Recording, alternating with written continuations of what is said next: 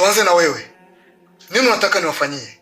Mimi nataka kaka na mkeo wawe maskini kabisa, maana zile mali zao zinawatia jeuri. Kwa hiyo mimi nataka wafilisike, yani wawe kapuku, ili wajifunze kuheshimu watu, maana wanajidai sana na zile mali zao.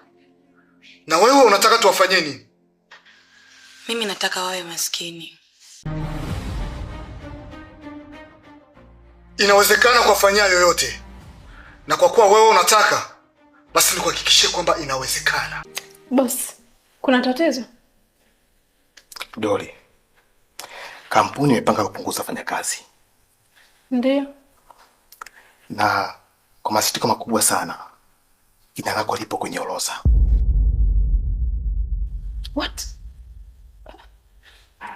Boss, nimefanya kosa gani? Hakuna kosa. Ni hali ya kampuni tu.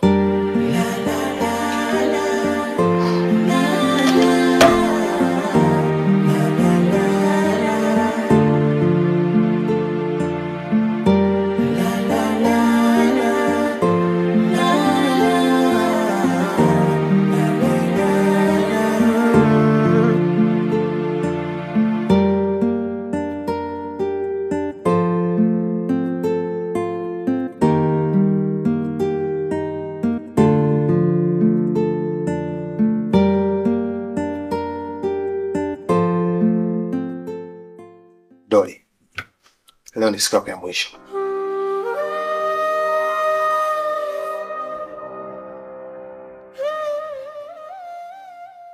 Watoto wangu, familia yangu itaishije? Meneja, tafadhali boss, please. Niambie nimekosa nini? Yaani kitu gani nimefanya?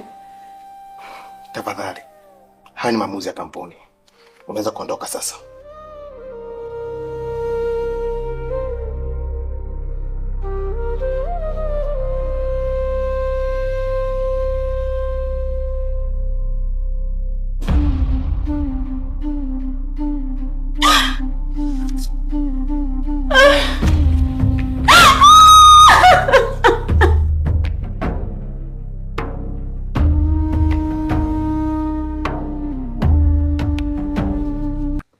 Mr. Thomas, ningependa kukuletea habari njema siku zote, lakini leo siwezi.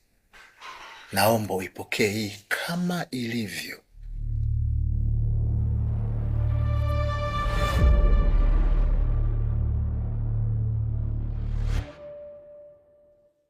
Barua ya nini?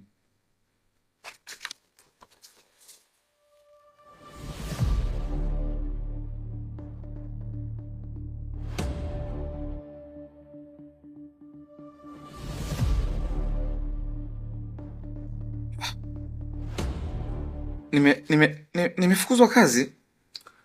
Asa kosa langu ni lipi hasa? Ni kutokana na pesa zilizopotea na imeonekana wewe umehusika. Hivyo kampuni imeona ikufukuze kazi. Lakini mimi nina familia. Mbona mnafanya maamuzi magumu kama hivi? Nina watoto na wanasoma. Naomba unisaidie meneja, please. Sitaki kuipoteza hii kazi. Ningekuwa naweza ningekusaidia, lakini kwa sasa sina msaada na wewe. Na kuanzia muda huu hii ofisi haikuhusu. Hivyo unaweza kuondoka. Pita, mlango uko wazi.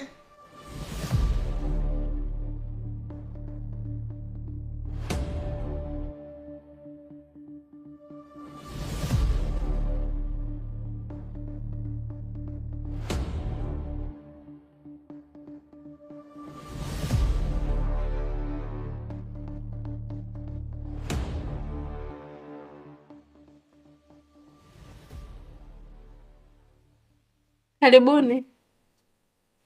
Baba Kisoda, najua unafahamu utaratibu wa kampuni.